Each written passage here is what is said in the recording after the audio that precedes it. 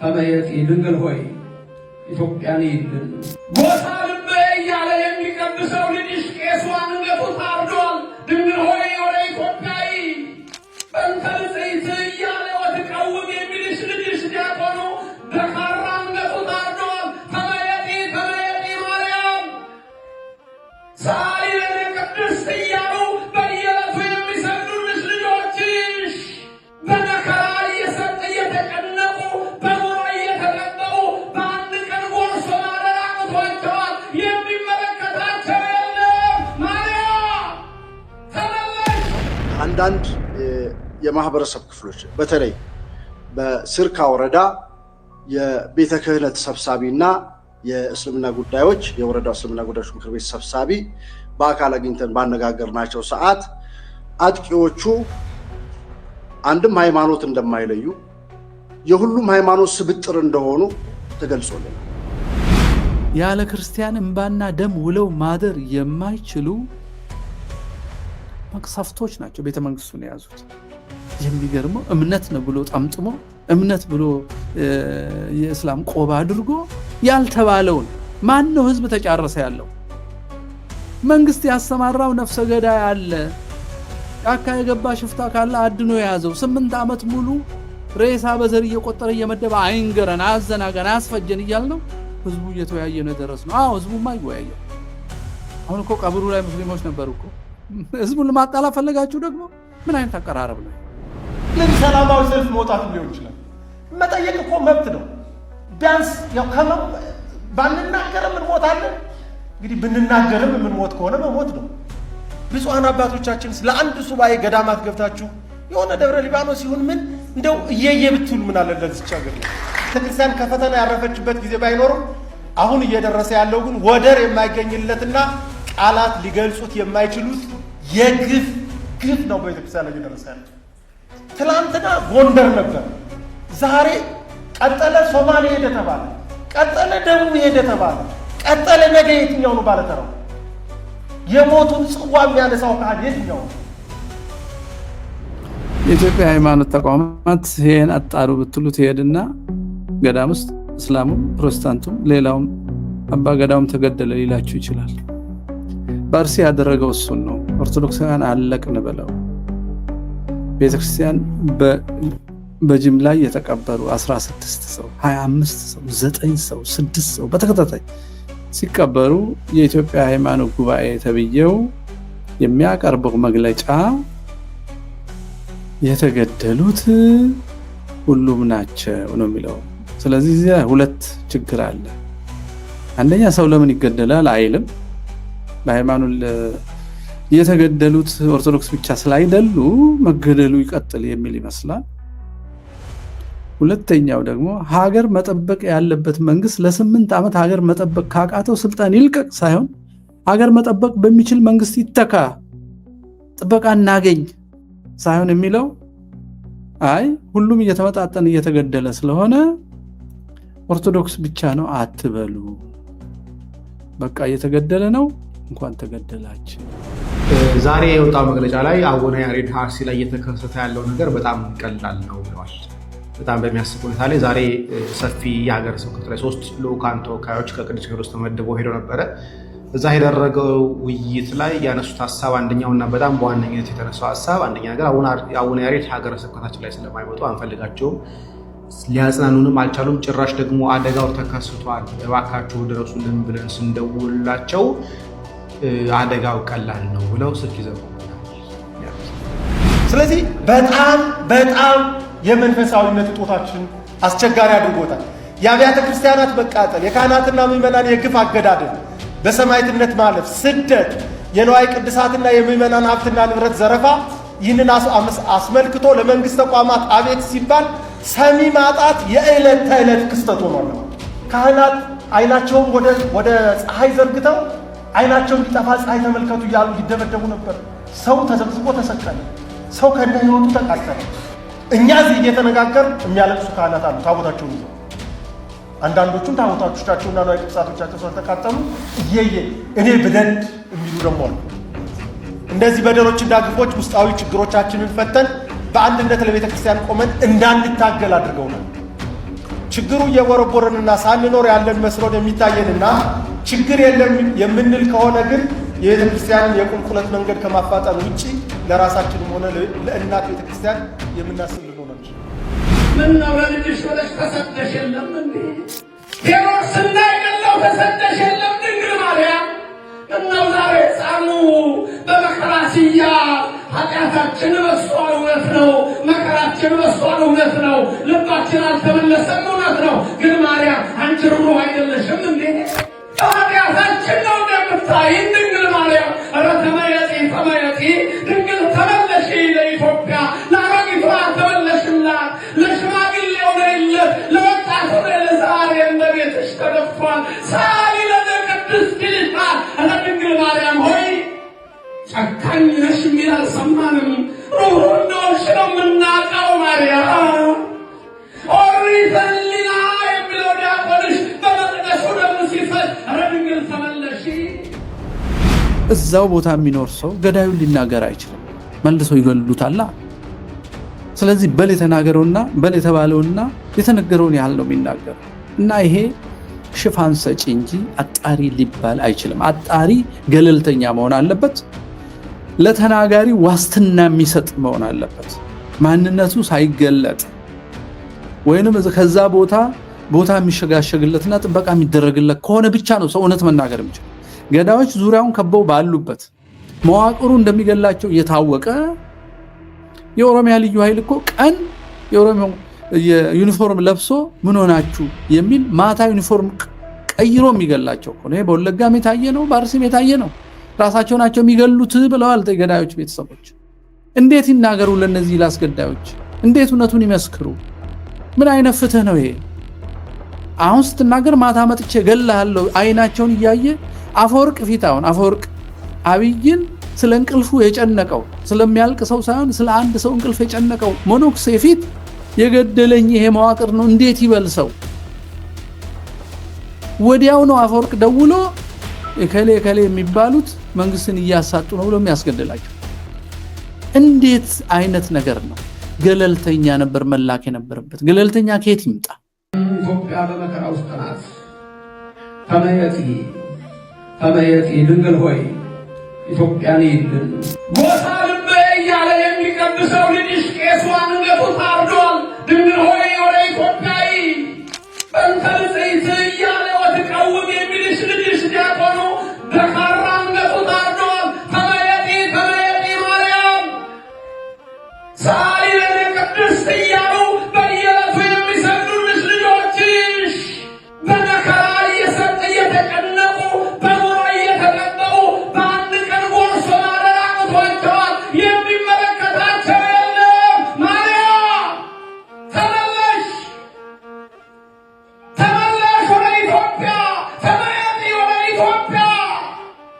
ይኸው በየሳምንቱ ያከብሩሽ የለም እንደ የኢትዮጵያ ልጆች ዛሬ ካራ ባንገታቸው ሲያርፍ በመከራ ሲያዙ በጭንቀት ሲያዙ የኦርቶዶክስ ደም እንደ ውሻ ደም ሲቆጠር ኧረ ማርያም ተመለሽ ድንግል ሆይ እንጂ ልጆችሽን ድንግል ሆይ ያቺ አንገቷ የተቋጠረውን አሮጊት ያት እንጂ መጠለያ ያጣውን ልጅሽን እዩ እንጂ ኧረ ድንግል ተመለሺ።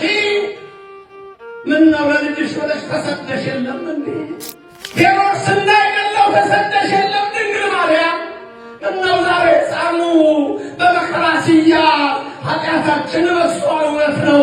መከራችን በዝቷል፣ እውነት ነው። ልባችን አልተመለሰም፣ እውነት ነው። ግን ማርያም አንቺ ሩህሩህ አይደለሽም እንዴ? ኃጢአታችን ነው እንደምታይን ድንግል ማርያም። ኧረ ተመየጢ ድንግል ተመለሺ ለኢትዮጵያ፣ ለአሮጊቷ ተመለሽላት፣ ለሽማግሌው ነይለት፣ ለወጣቱ ለዛሬ በቤትሽ ተደፍቷል። ሳሊ ለነ ቅድስት ይልሻል። ኧረ ድንግል ማርያም ሆይ ጨካኝ ነሽ የሚል አልሰማንም። ሩህሩህ እንደሆንሽ ነው የምናውቀው ማርያም። ኦሪት ሕሊና የሚለው ዲያቆንሽ በመቅደሱ ደም ሲፈስ ኧረ ድንግል ተመለሺ። ተመየጢ ሱራማጢስ ወሃቢተ ሰላም፣ ሰላም ፍቅር አንድነት ያለሽ ፍቅር አንድነት ከምድራችን ጠፍቷል። ተመለሺ። በዚህ ሰዓት አየር ላይ የምታዩት እና በተግባር የምታዩት የኦርቶዶክሳውያን የማያበራ ጭፍጨፋ ነው። ይህን ጭፍጨፋ ለመሸፋፈን የተንቀሳቀሰ ባለፉት 8 ዓመታት ሲያስገድልና ሽፋን ሲሰጥ የነበረ ቡድን አለ። ብዙ ቡድኖች አሉ። አንዱ ከዚህ በፊት እንደምንናገረው የኢትዮጵያ ፓርላማ ነው። ፓርላማው የአብይ አህመድን የዘር ማጥፋት ፕሮጀክት ሽፋን ለመስጠት አይነተኛ መሳሪያ ነው። ምክንያቱም ይህን ሽፍታ ቡድን መንግስት አስመስሎ ያቆመው አንዱ ፓርላማው ነው። ሁለተኛው የሀገሪቷን መከላከያ ነው። መከላከል ያለበት ሀገሪቷንና ህዝቦቿን ነው። መከላከያ ማለት ድንበር እንዳይጣስ፣ ህዝብ መከራ ውስጥ እንዳይገባ የሚጠብቅ የህዝብ ተቋም፣ በህዝብ ግብር፣ በህዝብ ልጆች ደም የሚመሰረት ህዝብ ወዶ ፈቅዶ በመሰረተው መንግስት የሚታዘዝ የህዝብ እረኛ ነው መከላከያ። ይህ መከላከያ ህዝብን መጠበቅ ትቶ በአብይ አህመድ አዛዥነት ትግራይ ዘምቶ ሚሊዮኖችን ገሏል። ኢትዮጵያን ግን ድንበሯን ክፍት አድርጎ በሰሜን ምዕራብ በኩል በደቡብ በኩል ብዙ ኪሎ ሜትሮችን በሱዳን እና በደቡብ ሱዳን አስወርሯል። ይሄ መከላከያ ከአረቦች ጋር ተስማምቶ በአብይ አህመድ መሪነት ግራኝ አህመድን የሚበቀል ወይንም አይሲስ፣ አልቃይዳ፣ ቦኮ ሃራም እና አልሸባብን ወደ ኢትዮጵያ ለማምጣት ለሚፈልጉት ድብቅ ጂሃዲስቶች የሚታዘዝ በሚያስመስለው ደረጃ ክርስቲያኖች ላይ ብቻ ከፍተኛ ዘመቻ በማድረግ ጭፍጨፋ እየፈጸመ ነው። ይሄን ልብ ያለ ሰው የለም። ትግራዮች ኦርቶዶክሶች ናቸው፣ አማሮችም ኦርቶዶክሶች ናቸው። ሰሜን ሸዋ አጣዬ አካባቢ ያሉት የተጨፈጨፉትም ኦርቶዶክሶች ናቸው። ቤኒሻንጉል እየተጨፈጨፉ በቀስት እየተነደፉ በቡልዶዘር የሚቀበሩትም ኦርቶዶክሶች ናቸው። በአሁኑ ጊዜ ከሽርካ ባለፉት 8 ዓመታት ብሶ አሁን ደግሞ በተለያዩ ወረዳዎች ውስጥ እልቂት የሚፈጸምባቸውም ኦርቶዶክሶች ናቸው። ስለዚህ መከላከያው፣ ፓርላማው፣ የደህንነት መስሪያ ቤቱ፣ የፌደራል ፖሊስ እና የኢትዮጵያ መንግስት ሚዲያ መጅሊሱና ሲኖዶሱ በማስገደል እና በመግደል የተባበሩበት ብዙዎቻችን ስንናገር ቆይተን በሚገርም ሁኔታ አደባባይ ወጥተው ኦርቶዶክስ አልተገደለም የሚል መግለጫ ያወጣው የኢትዮጵያ ሃይማኖት ተቋማት የሚባለው ይሄንን ሬሳ፣ ይሄንን ሳጥን፣ ይሄንን ለቅሶ፣ ይሄን የኦርቶዶክሳንን ሀዘን የሌሎቹም ነው ብለው መግለጫ ሰጥተዋል። እኔ አሁን መግለጫውን እየሰማን ማን ነው እየመራን ያለው በቤተ እምነትም በቤተ ክህነትም የሚለውን እንድናስብ ነው። ድረስ የሚመለከተው ባለድርሻ አካላት እንዲደርስላቸው ድምፅ እንሆናለን ይላል። እንግዲህ አሁን ይሄ ከመሸ የሆነ ነገር ነው። ሸኔ በተለይ አሰቦት ገዳምን በተመለከተ ዘወትር ዜና ሲሰሙ አሰቦት ወገን ነው፣ አሰቦት የተፈጸመ ነው የግድያ። አሰቦት ሲፈጸም ገዳም ነው የተፈጸመው። ገዳም ከተፈጸመ ደግሞ ክርስቲያን ነው ያለው፣ ሌላ ሃይማኖት አይደለም ያለው ገዳም ውስጥ። የኢትዮጵያ ሃይማኖት ተቋማት ይሄን አጣሩ ብትሉት ይሄድና ገዳም ውስጥ እስላሙም ፕሮቴስታንቱም ሌላውም አባ ገዳውም ተገደለ ሊላችሁ ይችላል። በአርሲ ያደረገው እሱን ነው። ኦርቶዶክሳውያን አለቅን ብለው ቤተክርስቲያን በጅምላ የተቀበሩ 16 ሰው፣ 25 ሰው፣ 9 ሰው፣ 6 ሰው በተከታታይ ሲቀበሩ የኢትዮጵያ ሃይማኖት ጉባኤ ተብዬው የሚያቀርበው መግለጫ የተገደሉት ሁሉም ናቸው ነው የሚለው። ስለዚህ እዚያ ሁለት ችግር አለ። አንደኛ ሰው ለምን ይገደላል አይልም። በሃይማኖት የተገደሉት ኦርቶዶክስ ብቻ ስላይደሉ መገደሉ ይቀጥል የሚል ይመስላል። ሁለተኛው ደግሞ ሀገር መጠበቅ ያለበት መንግስት ለ8 ዓመት ሀገር መጠበቅ ካቃተው ስልጣን ይልቀቅ ሳይሆን ሀገር መጠበቅ በሚችል መንግስት ይተካ፣ ጥበቃ እናገኝ ሳይሆን የሚለው አይ ሁሉም እየተመጣጠን እየተገደለ ስለሆነ ኦርቶዶክስ ብቻ ነው አትበሉ፣ በቃ እየተገደለ ነው እንኳን ተገደላቸው የሚል የሚመስል መግለጫ ያወጣሉ። እስቲ እንስማቸው፣ ባጭሩ በትንሹ እንስማና ይሄን ጉድ ምን ያህል እንዳበድንና ገዳይ አስገዳይ ምን ያህል እንደሚተባበር እንስማ። ተጠበጥ አካባቢ መሃል ትልቅ የመረጃ ክፍተት መፈጠሩ ታይቷል። ሌላው የችግሩ መፈጠር ተለዋዋጭ ባህሪያት የለውም፣ በአጠቃላይ ፖለቲካዊ የሚመስሉ ጉዳዮች መኖራቸውን ነው ከማህበረሰቡ ምላሽ ያገኘ ነው። የችግሩ ተጋላጮች አንድ ወገን ላይ ያነጣጠረ ማለትም ብሔር ሃይማኖትን መሰረት ያላደረገ መሆኑንና ሁሉንም ያሳተፈ የችግሩ ሁኔታ ፖለቲካዊ መልክ አለው የሚል አንድ ጭብጥ ያዙልኝ። ሁለተኛ ደግሞ አንድን ሃይማኖት ኢላማ ያደረገ አይደለም የሚለውን ያዙልኝ። ይሄን ነገር ሻሸመኔ በጨፈጨፉ ጊዜም የተጨፈጨፈው ኦርቶዶክስ ነው፣ የጨፈጨፈው የአብይ ሰራዊት ነው። አላሁ አክበር እያለ ሳዊሮስ ወሊሶ ከሾመው ጋር በሬ ይዞ ቤተ መቅደስ የገባው የአርሲው አብያ ነው። ይሄንን ለመደበቅ ይሄንን የፈጠጠ እውነት ለመደበቅ የሃይማኖት ተቋማት ጉባኤ መከራውን ሲያይ አድምጡ። የፖለቲካ መልክ አለው አለ። እኛስ ምን አለን? ግድያው በዘር በሃይማኖት በመንግስት ላለፉት 38 ዓመታት የተካሄደ ነው። አብይ አህመድ ያንን የበለጠ አባብሶ ቀጥሎታል። ስለዚህ ክርስቲያኑን አታዘናጉት፣ በዓል እያከበራችሁ እልል በል እያላችሁት ሬሳን በዘር እየቆጠራችሁ አታዘናጉት፣ ራሱን ይከላከልበት ነው ምንላቸው። የለም በቃ ብቻን ስላልሞት ከአብረህ ሙት ይላል። ብቻውን ነው ግን እየሞተ ያለው። አካላትና ክስተቱ ከተከሰተበት አካባቢ መሃል ትልቅ የመረጃ ክፍተት መፈጠሩ ታይቷል።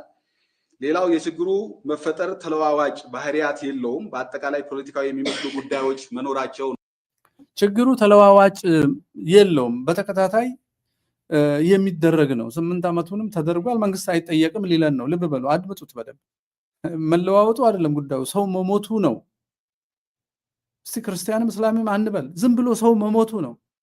ይሄ ሪፖርት ይሄ ካህን ነኝ የሚል ሰው አጥምቆ ለመንግስተ ሰማያት የሚያበቃ እንደ ክርስቶስ ስለሆነ ክርስቶስ እውነት ነው፣ ክርስቶስ እግዚአብሔር ፍቅር ነው፣ እኔ እሱን ለማንጸባረቅ ነው ይሄንን አስኬማ የለበስኩት የሚል ካህን ነው ይሄን እያነበበ ያለው። ተራ ሰው አይደለም። ስለ ሰው አይደለም የሚያወራው፣ ስለ ፖለቲካ ነው። የሞቱትን ማመጣጠን እንጂ ለምን ሞቱ አይልም። ቀጥሎ የሚለው ገዳዩ መንግስት እንዳትሉ ነው የሚለው። መንግስት መጠበቅ አለበት። ካልገደለም ካስገደለ ገዳይ ነው መንግስት። መንግስት ጣዖት አይደለም፣ አይመለክም። ሀገር ሰው ሊጠብቅ ነው፣ ዜጎችን ሊጠብቅ ነው። ሀገር ይጠብቃል ስንል ድንበር ራሱ የሚጠበቀው ስለ ሰው ነው። ርስቱን እንዳያጣ፣ ህይወቱን እንዳያጣ፣ እንዳይደፈር፣ መብቱን እንዳያጣ፣ ሃይማኖቱን እንዳያጣ ራሱ ድንበር ላይ የምንሞተው ስለ ሰው ነው እንጂ ድንበር አምልኮ አይደለም።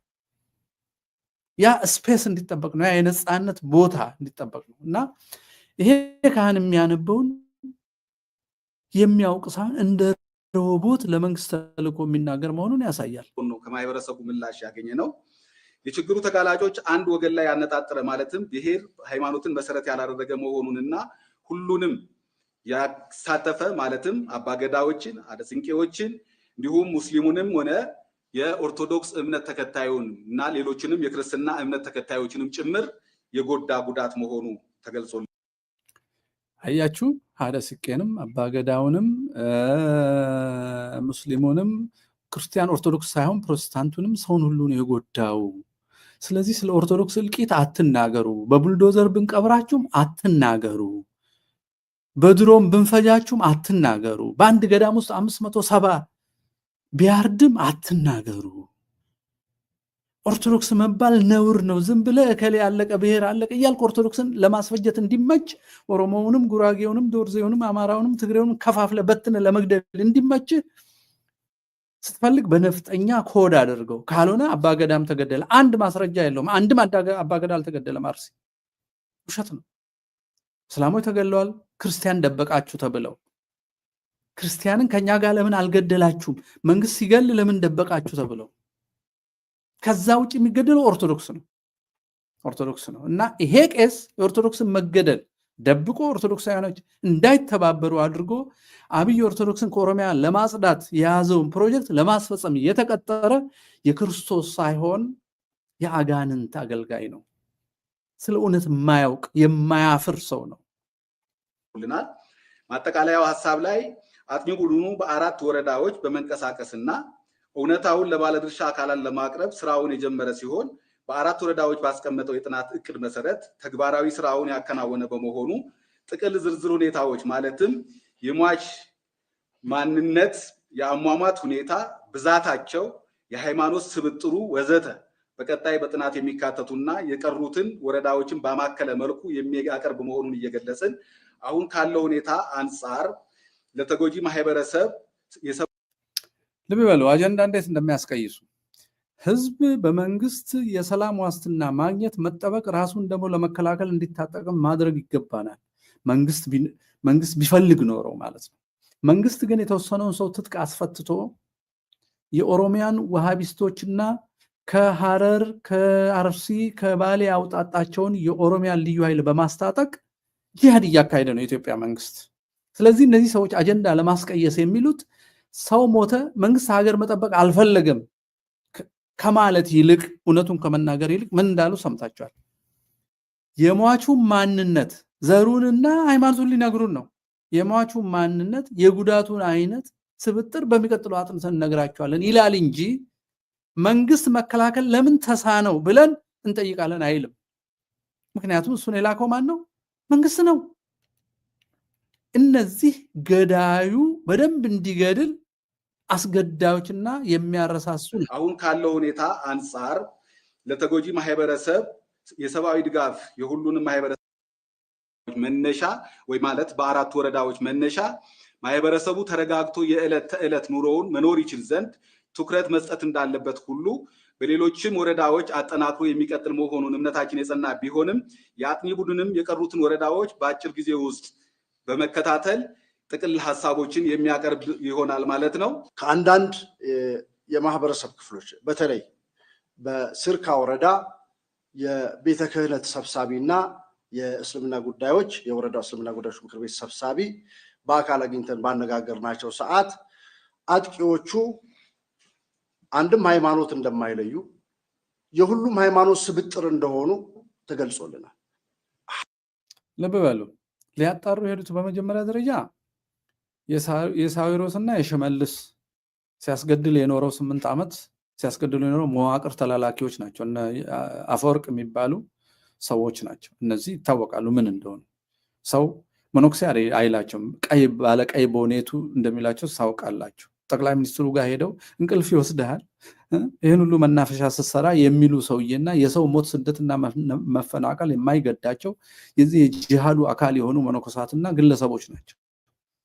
ስለዚህ ይሄ ሰውዬ አሁን የሚናገረው የእስልምና ጉዳይና የቤተ ክህነትን ሰዎች ባነጋገር ነው መሰረት ብሎ ይጀምራል። በነገራችን ላይ ዋስትና የተነፈገ ሰው እዛው ቦታ የሚኖር ሰው ገዳዩን ሊናገር አይችልም፣ መልሰው ይገሉታል። ስለዚህ በል የተናገረውና በል የተባለውና የተነገረውን ያህል ነው የሚናገረው እና ይሄ ሽፋን ሰጪ እንጂ አጣሪ ሊባል አይችልም። አጣሪ ገለልተኛ መሆን አለበት። ለተናጋሪ ዋስትና የሚሰጥ መሆን አለበት። ማንነቱ ሳይገለጥ ወይንም ከዛ ቦታ የሚሸጋሸግለትና ጥበቃ የሚደረግለት ከሆነ ብቻ ነው ሰው እውነት መናገር የሚችለው። ገዳዮች ዙሪያውን ከበው ባሉበት መዋቅሩ እንደሚገላቸው እየታወቀ የኦሮሚያ ልዩ ኃይል እኮ ቀን የኦሮሚያ ዩኒፎርም ለብሶ ምን ሆናችሁ የሚል ማታ ዩኒፎርም ቀይሮ የሚገላቸው እኮ ነው። በወለጋም የታየ ነው፣ በአርሲም የታየ ነው። ራሳቸው ናቸው የሚገሉት ብለዋል ገዳዮች ቤተሰቦች። እንዴት ይናገሩ ለነዚህ ላስገዳዮች? እንዴት እውነቱን ይመስክሩ? ምን አይነት ፍትህ ነው ይሄ? አሁን ስትናገር ማታ መጥቼ ገላለሁ አይናቸውን እያየ አፈወርቅ ፊት አሁን አፈወርቅ አብይን ስለ እንቅልፉ የጨነቀው ስለሚያልቅ ሰው ሳይሆን ስለ አንድ ሰው እንቅልፍ የጨነቀው ሞኖክሴ ፊት የገደለኝ ይሄ መዋቅር ነው እንዴት ይበልሰው? ወዲያው ነው አፈወርቅ ደውሎ እከሌ የሚባሉት መንግስትን እያሳጡ ነው ብሎ የሚያስገድላቸው።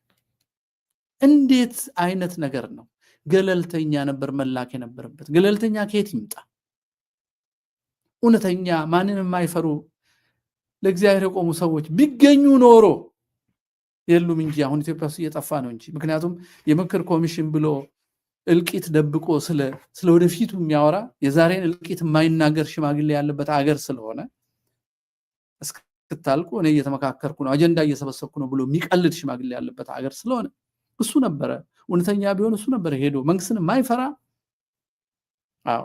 ገለልተኛ ከመንግስት ደሞዝ የማይከፈለው ህዝብ ራሱ አደራጅቶ የሆነ መንገድ ወይንም በፍርድ ቤት ተወስኖለት አብይ ሄዶ ስለ ሽግግር መንግስት እንዳታወሩ ብሎ ትእዛዝ ሲሰጣቸው ሽግግሩን ከአጀንዳ ውስጥ የሚሰርዙ አይነቶች አይደሉም መሄድ የነበረባቸውና የውሸት አጣሪ ነው። ሃይማኖታዊ ትንኮሳ ወይንም ልዩነት እንደሌለ ህዝቡ እንደ ጥንቱ ሁሉ አብሮነቱን ጠብቆ እንዳለ ተሰብስቦ አብሮ ሲወያይ እንደደረስንበት ባየነው መሰረት ህዝቡ መሃልም ይሁን የእምነት አባቶቹ መሃል ልዩነት እንደሌለ አረጋግጠን መምጣታችንን ህዝብ እንዲያውቅ ይፋ ለማድረግ ነውና ህዝቡ መሃል ያላቸው ሰው የለም። ህዝቡማ ክርስቲያኑንም የሚደብቅ ለክርስቲያኑ የሚቆም እኮ ሙስሊም ኢትዮጵያዊ አለ። ደበቃችሁ ተብሎ የሚገደል እኮ በመንግስት መዋቅር እኮ መደብቁን ያወቀው ማን ነው? የገደለው ተኩሶ የገደለው ማን ነው? መንግስት ያውቃል። ያስታጠቀውን ያውቃል። ያሰማራውን ያውቃል። ትጥቅ ያስፈታው ወገን ያውቃል። ይሄ ሰውዬ ያልተባለውን አጀንዳ ነው የሚያወራው። በህዝቡ መሃል ችግር አለ ቢባል ኖሮ እንተላለቅ ነው። ህዝቡ እኮ አይደለም መንግስት ነው እያልን እኮ የኢትዮጵያ መንግስት ባስታጠቃቸው ሰዎች ጫካ ባስቀመጣቸው 5 ዓመት ሙሉ የሚቀልባቸው በመዋቅር የሚመሩ በኦሮሚያ የጸጥታ ቢሮ የሚመሩ በጋቸነ ሲርና የሚመሩ ሸኔ በሚባሉ ሰዎችና ሽመልስ ደሞዝ በሚከፍላቸው ሰዎች በሚመሩ ናቸው ክርስቲያኖች እያለቁት ያሉት እያልነው ህዝቡ መሃል ችግር የለም። ፍየል ወዲህ ቅዝምዝም ወዲያ። በጣም እኮ አስገራሚ አገር ውስጥ ነው ያለ ነው። ሐሰት የማይሰለቻቸው የሰው ደም የማይሰቅቃቸው ያለ ክርስቲያን እንባና ደም ውለው ማደር የማይችሉ መቅሰፍቶች ናቸው ቤተ መንግስቱን የያዙት። የሚገርመው እምነት ነው ብሎ ጠምጥሞ እምነት ብሎ የእስላም ቆባ አድርጎ ያልተባለውን ማን ነው ህዝብ ተጫረሰ ያለው? መንግስት ያሰማራው ነፍሰ ገዳይ አለ። ጫካ የገባ ሽፍታ ካለ አድኖ የያዘው 8 ዓመት ሙሉ ሬሳ በዘር እየቆጠረ እየመደበ አይንገረን አዘናገን አስፈጀን እያልነው ህዝቡ እየተወያየ ነው ደረስነው። ህዝቡማ ይወያያል። አሁን እኮ ቀብሩ ላይ ሙስሊሞች ነበሩ እኮ። ህዝቡን ለማጣላ ፈለጋችሁ ደግሞ ምን አይነት አቀራረብ ነው ይሄ? እንዲህ አይነት ለእልቂት የተዘጋጁ ክፉ ሰዎች ነው ያጋጠመው። እንደዚህ አይነቶቹ ሰዎች ይሄን ሁሉ ዘመን ሲዋሹ ሲያስገድሉ፣ ይሄ የበሻሻ ነው። የበሻሻ የታረዱትን ሲደብቅ የነበረ አብሮ አሁን የሚደብቅ ይሄንን እልቂት የለም ይላል። ምን ሰላማዊ ሰልፍ መውጣት ሊሆን ይችላል። መጠየቅ እኮ መብት ነው። ቢያንስ ያው ባንናገርም እንሞታለን። እንግዲህ ብንናገርም የምንሞት ከሆነ መሞት ነው። ብፁዓን አባቶቻችን ለአንድ ሱባኤ ገዳማት ገብታችሁ የሆነ ደብረ ሊባኖስ ይሁን ምን እንደው እየየ ብትሉ ምን አለ ለዚች ሀገር ነው። ቤተክርስቲያን ከፈተና ያረፈችበት ጊዜ ባይኖርም አሁን እየደረሰ ያለው ግን ወደር የማይገኝለትና ቃላት ሊገልጹት የማይችሉት ግፍ ነው በቤተክርስቲያን ላይ እየደረሰ ያለው። ትላንትና ጎንደር ነበር፣ ዛሬ ቀጠለ ሶማሌ ሄደ ተባለ፣ ቀጠለ ደቡብ ሄደ ተባለ፣ ቀጠለ ነገ የትኛው ነው ባለተራው? የሞቱን ጽዋ የሚያነሳው ካህን የትኛው ነው? ስለዚህ በጣም የመንፈሳዊነት እጦታችን አስቸጋሪ አድርጎታል።